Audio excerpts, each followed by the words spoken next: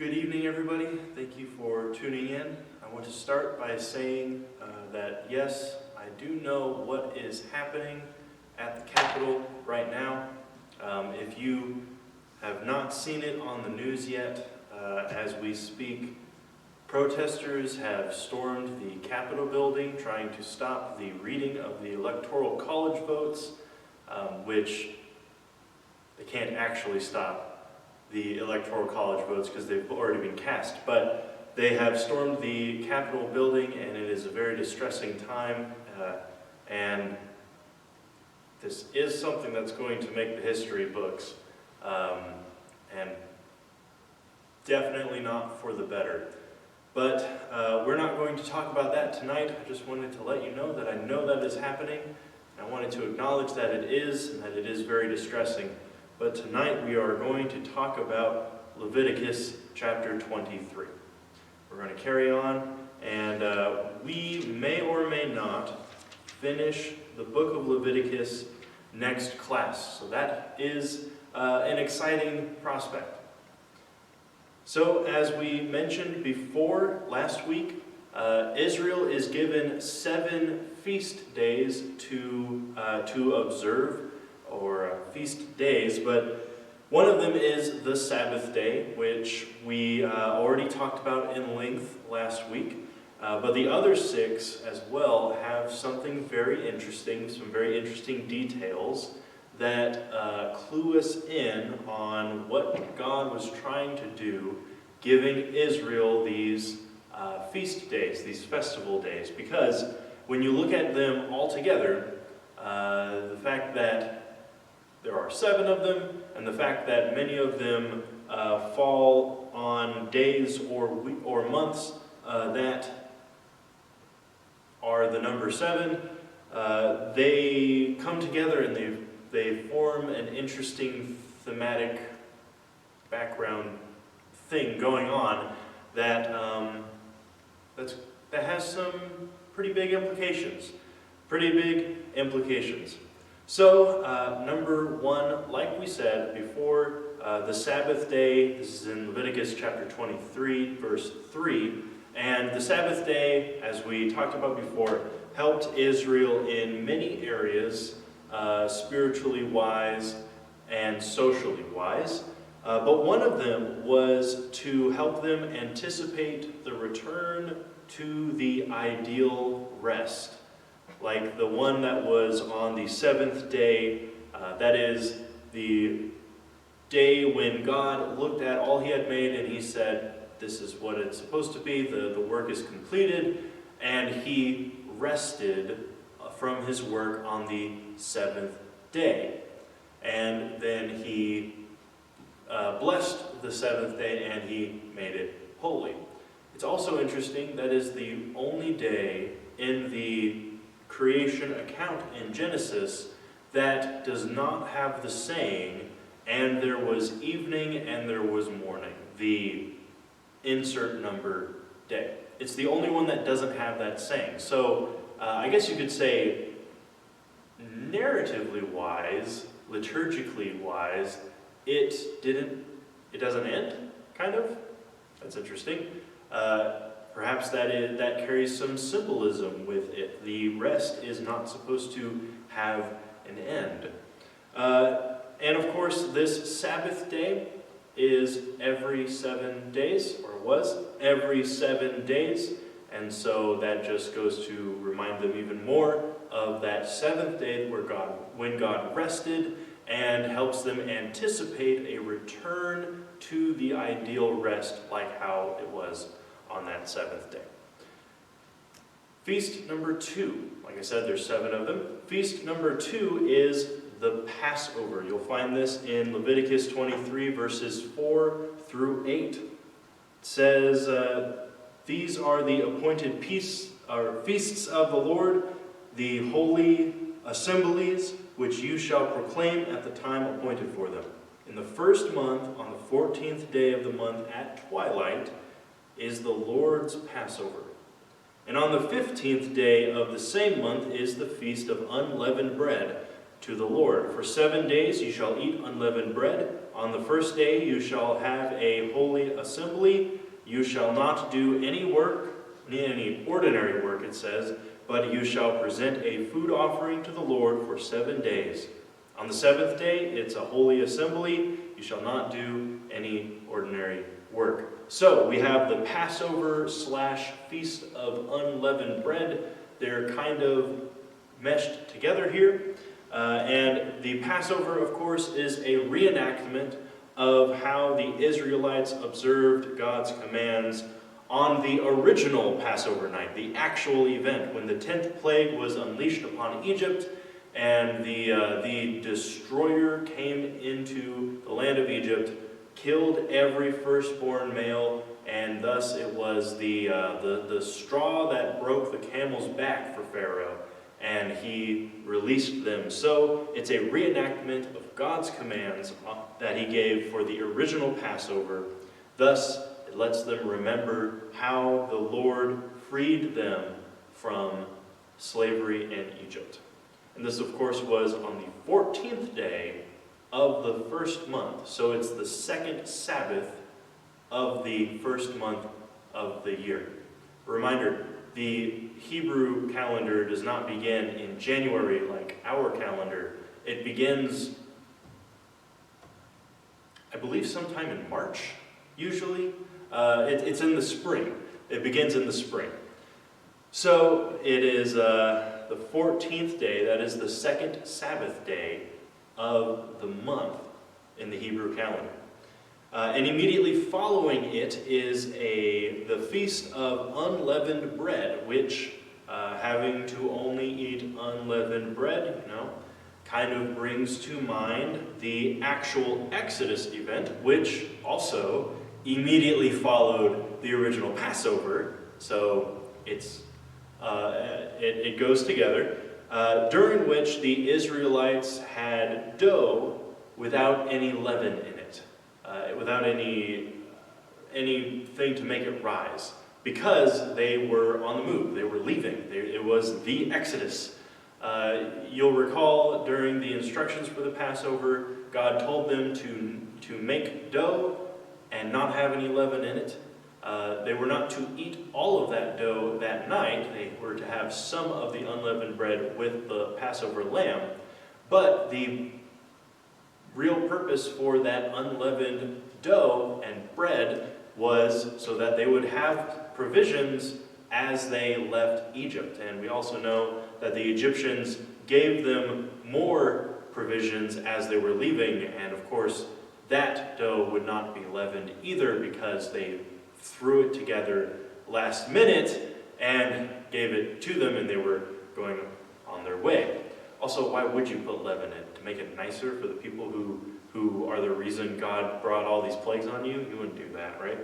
And this was the third week of the first month. It spanned the entire week, so a full 7 days, and it ended on the third Sabbath day. Wait. Yes. It ended on the third Sabbath day. Okay. So you had the first Sabbath day of the Hebrew calendar, and then you would have the second one is the Passover, and then the third one is the end of the Feast of Unleavened Bread. Then number 3, you have the Feast of First Fruits. That probably has some other name in other translations, maybe Feast of the Harvest or something, I don't know. It is a harvest feast.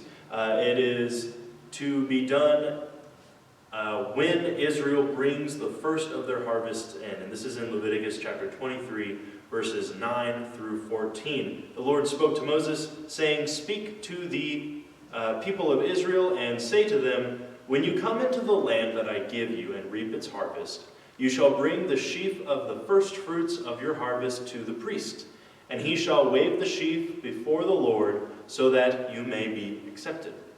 On the day after the Sabbath, the priest shall wave it, and on the day when you wave the sheaf, you shall offer a male lamb, a year old without blemish, as a burnt offering to the Lord. And the grain offering with it shall be 2/10 of an ephah of fine flour mixed with oil, a food offering to the Lord with a pleasing aroma. And the drink offering with it shall be of wine, 1/4 of a hin. What is a hin? Looks like 4 quarts, so a quart of wine.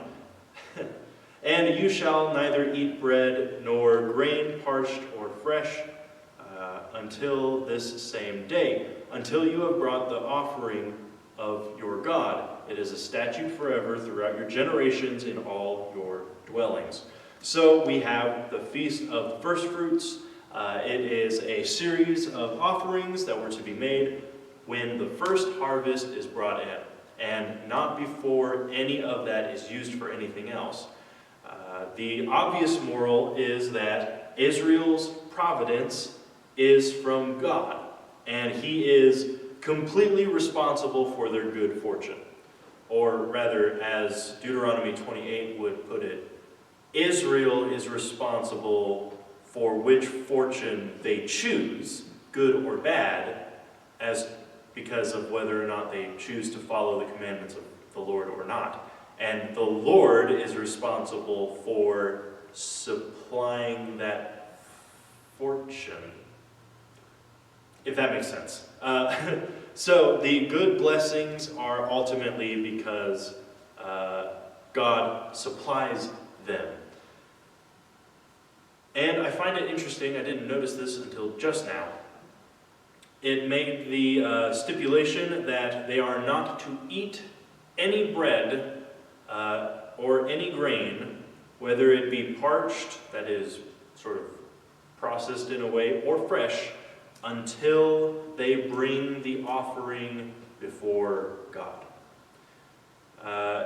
In another place, that is in Exodus, right after they cross the Red Sea, God makes it clear that the firstborn of everything in the land of Israel, the firstborn male, whether it's a human or an animal, belongs to God because of what He did on the 10th day, or the 10th plague, sparing the firstborn of the Israelites. He says, and therefore the firstborn belong to me, and you must redeem them, or else give them up. And of course, if it's your child, you have to redeem them. But if it's an animal, you can choose to redeem it or give it up as an offering for God.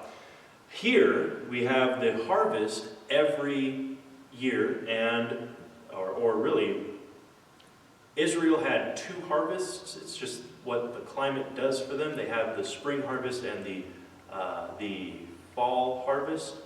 So they have 2 harvests. Pretty cool. So they had this twice a year, really. Unless this was only supposed to be for the first harvest. I don't know. But they would have this every time they bring in the harvest. Every time they are reminded, this is because of God. All the food that they make is because of God, and therefore God is due the respect first before you profit from it, before you are allowed to enjoy it. Number 4, we have what is called the Feast of Weeks. Some people call it. Another name for it is Pentecost, and Pentecost because it is the 50th day after the Feast of the First Fruits. And this is found in chapter 30 or 23, verses 15 through 22. And you shall count 7 full weeks from the day after the Sabbath, from the day that you brought the sheaf of the wave offering. It's the feast, the first fruits. They did the wave offering. You shall count 50 days to the day after the 7th Sabbath. Then you shall present a grain offering of new grain to the Lord. You shall bring from your dwelling places 2 loaves of bread to be waved, made of 2/10 of an ephah. They shall be of fine flour, and they shall be baked with leaven as first fruits to the Lord. This one has to have leaven in it. I found that interesting. And you shall present with the bread 7 lambs a year old without blemish, and 1 bull from the herd, and 2 rams. They shall be a burnt offering to the Lord with their grain offering and their drink offerings, a food offering with a pleasing aroma to the Lord. And you shall offer 1 male goat for a sin offering, and 2 male lambs a year old as a sacrifice of peace offerings. And the priest shall wave them with the bread of the first fruits as a wave offering before the Lord with the 2 lambs. They shall be holy to the Lord for the priest. And you shall make a proclamation on the same day. You shall hold a holy assembly. You shall do no ordinary work. It is a statute forever in all your dwelling places throughout your generations. And, he adds this on the end, when you reap the harvest of your land, you shall not reap your field right up to its edge, nor shall you gather the gleanings after you harvest. You shall leave them for the poor and for the traveler. I am the Lord your God.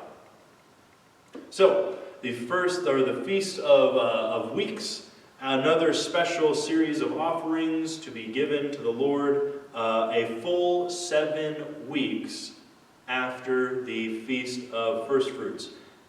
In particular, it is a full 7 weeks plus 1 day, because the full 7 weeks would lead you up to that Friday, and then you do it on the next day, which is the 7th Sabbath day. You get it? So it is a full 7 weeks plus that Sabbath day is when it happens. Perhaps this shares a similar purpose as the Feast of First Fruits, but just at the end of the harvest. So we've had a full 7 weeks of harvest time. We've probably brought it all in. So looking back on that harvest and reflecting on how much God has blessed them that season. And like I mentioned, it's interesting. The bread that they use for that offering has to have the leaven in it. Probably pointing to the idea of this is not a reenactment, right? It's not a reenactment of something. It is instead showing your appreciation. And when you show your appreciation, when they would do this to show their appreciation, God wanted them to be very intentional about it. It is easy to whip up some bread dough without leaven in it and just bake it unleavened. I've done that a few times. It never turns out really well for me, but I've done it anyway for a snack. However, to actually have leaven in it and let it rise, if you've ever made bread from scratch, you know that it actually takes a while. You have to be intentional about this, and in a time before convectional ovens that could really speed up the process with and that self-rising flour, this process would take a few days. So, if you were making the bread for this gratitude-showing offering for the Feast of Weeks, you had to do it ahead of time. And you had to put some thought into it, because you had to do it ahead of time. Imagine being the person in your household to prepare that bread, and you are preparing this bread. The physical actions of preparing that bread is like the same as any other loaf of bread, but it's so much different at the same time, because you know that this bread is being made holy. It's going to be for the Lord. That would be an interesting experience, wouldn't it? So that is the Feast of Weeks. Like I said, it is also known as Pentecost. That is the same Pentecost in Acts chapter 2. That's what it also is. And next we have number 5. This is found in verses 23 and 25. Oh, I got a little bit ahead of myself. I wanted to mention that little add-on at the end there, verse 22. When they reap their harvest, they weren't supposed to reap it all the way up to the edge, all the way to the end of the field, and they weren't supposed to gather the gleanings after your harvest. The gleanings are what you drop, what gets dropped once you have cut the wheat, or the grain. So once you cut it with your sickle or your scythe, presumably they would use a sickle, because they would be holding on to a bunch of it. They would cut it, and some of it would get cut that you wouldn't be holding on to, and it would fall into the ground. In any other society, you would just go through a second time and pick up all of the grain that fell on the ground. But God has this special command. They weren't supposed to reap the field right up to its edge, so all the surrounding parts were left so that the poor and the traveler could collect them. And everything that fell on the ground was also for the poor and the travelers. And it just goes to show once again that all their prosperity, all of these blessings, all of their good fortune is because of God. And this is him saying, this was all because of me, and therefore I have a say in what happens to it, what it gets used for. And I want a portion of it to be used for the poor and the sojourners, the ones who really need it. Now, number 5, the Feast of Trumpets. This is a really short one. The Lord said to Moses, verse 23, "Speak to the people of Israel, saying, in the 7th month, on the 1st day of the month, you shall observe a day of solemn rest, a memorial proclaimed with the blast of trumpets, a holy assembly. You shall not do any ordinary work, and you shall present a food offering to the Lord." Have you noticed yet that all of these involve not being allowed to do any ordinary work? They are all a time of rest.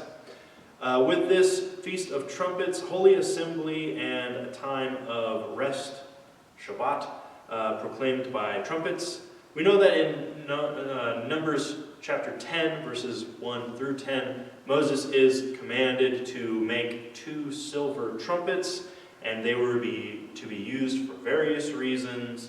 If the camp was under attack, you would blow the trumpets. If it was a time of celebration, you would blow the trumpets. If they were going to pack up and move, you would blow the trumpets. If they were going to stop and settle down and pitch their tents, you blow the trumpets. There's a lot of things that they did with the blowing the trumpets, and one of them was, or 2 of them, was to proclaim assemblies and to also proclaim, sound them on Sabbath days, so times for resting. So no doubt, this feast was then to remind them of God's guidance in the Promised Land. Because remember, one of the main functions of those silver trumpets was it told everyone, hey, we are packing up and we're moving on. The cloud and fire pillar is moving and we need to follow it. And it also tells them, hey, God says we are pitching our camp here for now, so let's all get into our places and pitch our tents. So it was God's way of guiding them, along with the pillar of cloud and fire. He used these 2 trumpets, and no doubt, Feast of Trumpets would go on to remind Israel of the guidance that God gave in guiding them to the Promised Land. And this was to be done on the 1st day of the 7th month. So we are introduced to the 7th month here, and I bring that up because there are 3 of these feast days that happen on the 7th month. In Judaism, even today, the 7th month is known as the month of awe. And that's a translation of that into English. It's more of something like the month of fear, the month of trembling, the month of reverence. So I say the month of awe. I think that gets the point across. Because there are a whole 3 of these feast days that happen in the 7th month. It's super, super busy religious month for them. And so number 6 is the second of those three. It is the Day of Atonement. We've already talked about the Day of Atonement. This is found in verses 26 through 32. And I won't read through that because we have already talked about it at length. The Day of Atonement was when Israel made their annual atoning sacrifice for the nation's sins, and they sent those sins out of the camp on the head of the scapegoat. It was also to be a day of a solemn rest, a Shabbat, even though it does not fall on a Sabbath day. In fact, it falls on the 10th day of the 7th month. All of the Hebrew months are composed of 28 days because they go by the lunar cycle instead of the solar cycle. So all of their months are composed of 28 days, and there are some special days every now and then to sort of catch up. It gets complicated, but calendars get complicated. The Day of Atonement is the only one of these that doesn't fall on a Sabbath day. It falls on the 10th day of the 7th month, which, let me count, Sunday, Monday, Tuesday, it's a Tuesday. What a great Tuesday. What a great Tuesday. The 7th one, we haven't talked about this one, so I'm going to read it, is found in verses 33 through 43 of chapter 23. It's a lot of threes. But this is the Feast of Booths. It says, "The Lord spoke to Moses, saying, Speak to the people of Israel, saying, On the 15th day of the 7th month, and for 7 days, is the Feast of Booths to the Lord.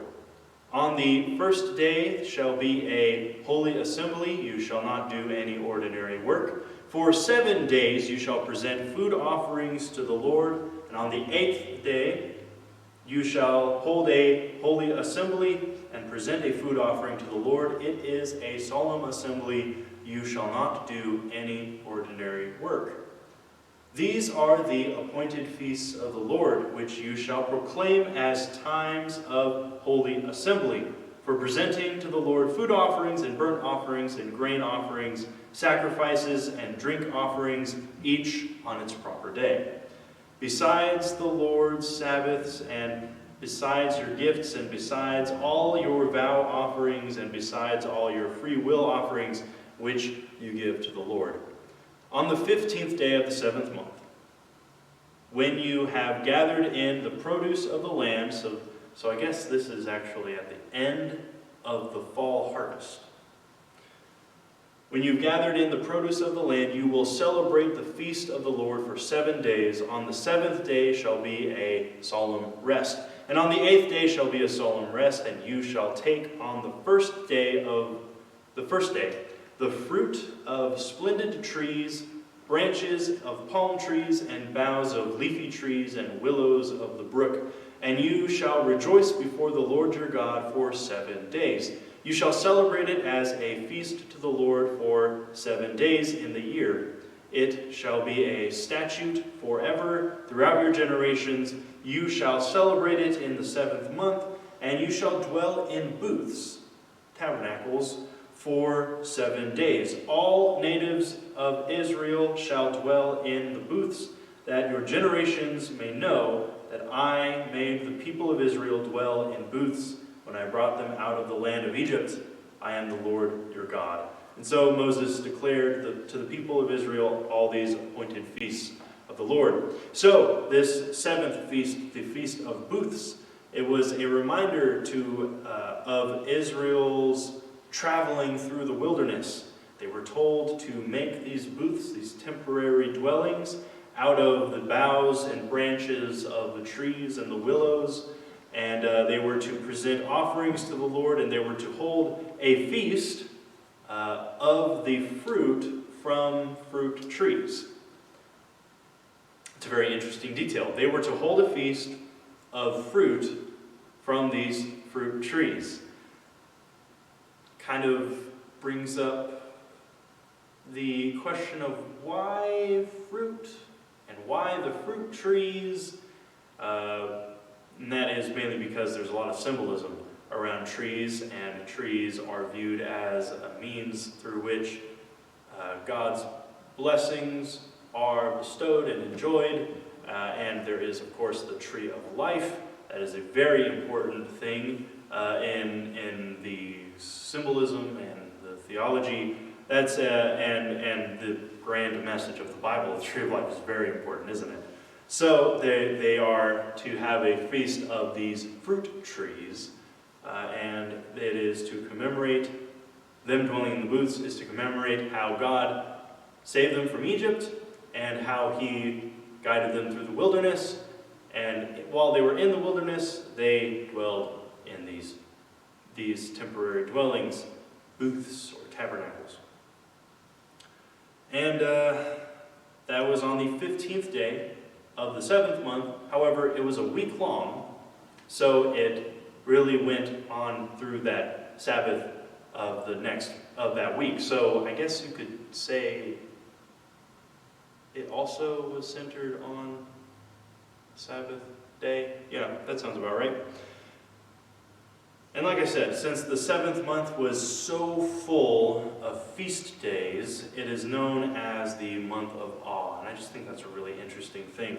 They have a special name for that month because there was just so many things that God told them to observe. And on top of the Sabbath every 7 days and the 7 feast days every year, this is not in Leviticus 23, but it is in the book of Numbers and the book of Deuteronomy.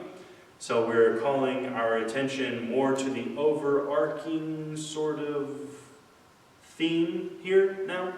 On top of the Sabbath day, which was every 7 days, and the 7 feasts every year, so 7 times every year, Israel was given a 7th year release. This was a time when all slaves were free and all debts were annulled, they were forgiven. And also a special year of release after every 7 sets of 7-year releases, and that was called the Year of Jubilee. And during the Year of Jubilee, again, all debts were settled, all slaves were freed, but also anyone who lost their part in the Promised Land, because you remember the Promised Land was divided up into 1, tribal lands, but also 2, family plots. You lived on and worked on and owned your family's plot of land because it was given to them by God when they came into the Promised Land and conquered it. So anyone who had at any point during those 49/50 years, because the Year of Jubilee is technically on the 50th year after the set of 7, anyone who lost their part in the Promised Land during that time would have it returned to them. And it's kind of interesting. The Year of Jubilee, since it happens every 50 years, is really something that, given life expectancy in the ancient world, you would only ever experience once. It would be something that you would experience, it was a once-in-a-lifetime thing. And therefore it was really important to a person. They would be, if you were born really soon after the Year of Jubilee, you would be waiting your whole life, right? You would be hoping that you would live to 50 or whatever years old so that you could live through and experience the Year of Jubilee. It was a once-in-a-lifetime thing, and you could expect that it was a time for a lot of celebrating and a lot of appreciating God's love and grace and wisdom. Because who doesn't like for their debts to be forgiven, right? And who doesn't like to experience the regaining of what you have lost or what you were you should own, but you were born not owning. Thinking of someone who was born into a family who had to sell their land for financial reasons, and then you get it back. You get back your part of the promised land, and therefore you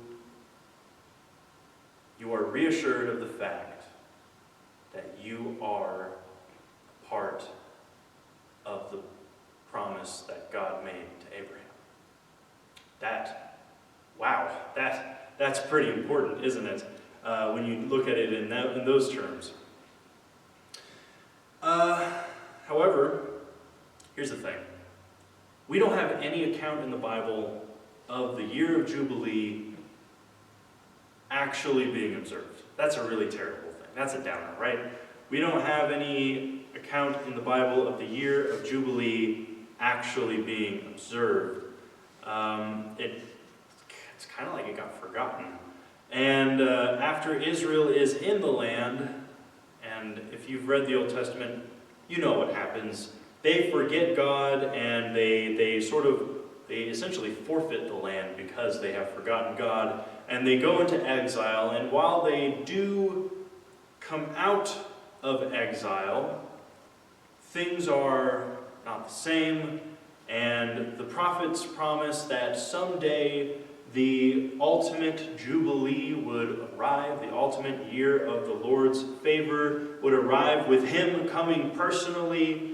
But after centuries, you're still waiting. And I'm not talking now, but I'm talking, turn from the last page of Malachi and then you get to Matthew chapter 1. Come Matthew chapter 1, they're still waiting. It's been centuries, and they are waiting for the Lord to appear and arrive personally, for for the Messiah to arrive.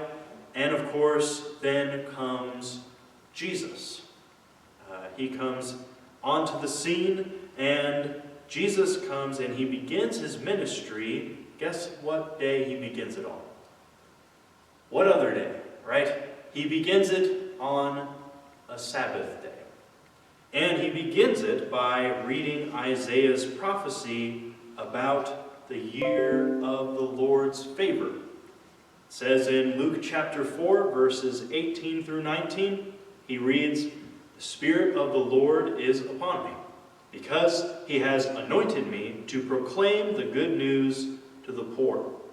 He has sent me to proclaim freedom to the captives, and recovering of sight to the blind, and to set at liberty those who are oppressed, to proclaim the year of the Lord's favor."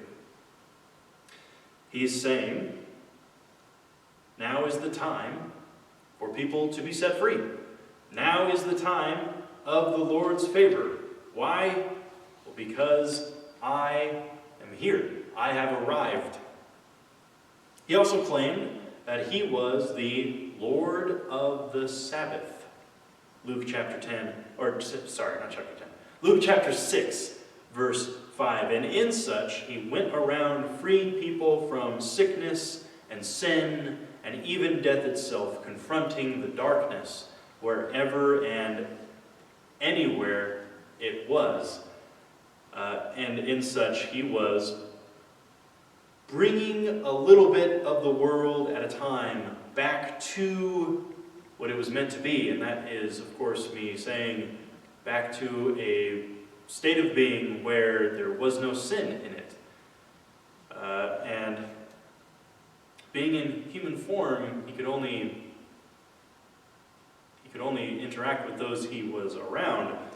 But when He died, you'll notice He died at the end of a week.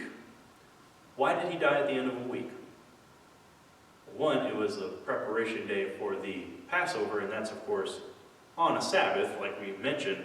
But He died on the 6th day. That was Friday. We call it Good Friday. And I think it's important for us to recognize how it actually fits into the cycle of the week. It's at the end of the week. It's right before the Sabbath day. He dies on the 6th day of that week, and his body remains interred in that tomb for the entire 7th day.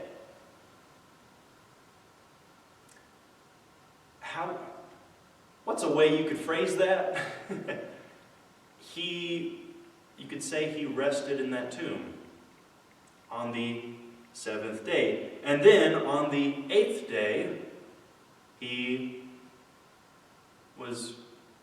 rose back to life. Now I said the 8th day, but in reality, it's the 1st day.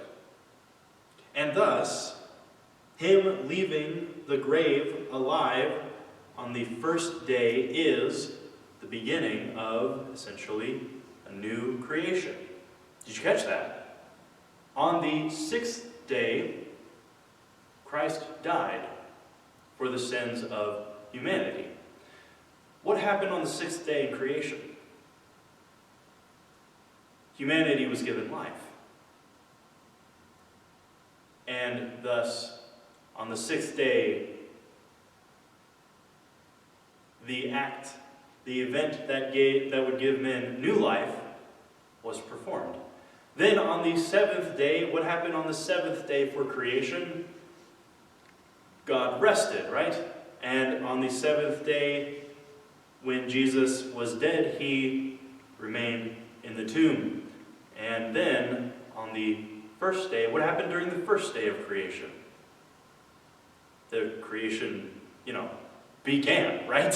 it began. It was a brand new thing. And thus, the 1st day, Jesus rose from the grave, the first piece, or as Paul would say in 1 Corinthians 15, the first fruits of the new creation.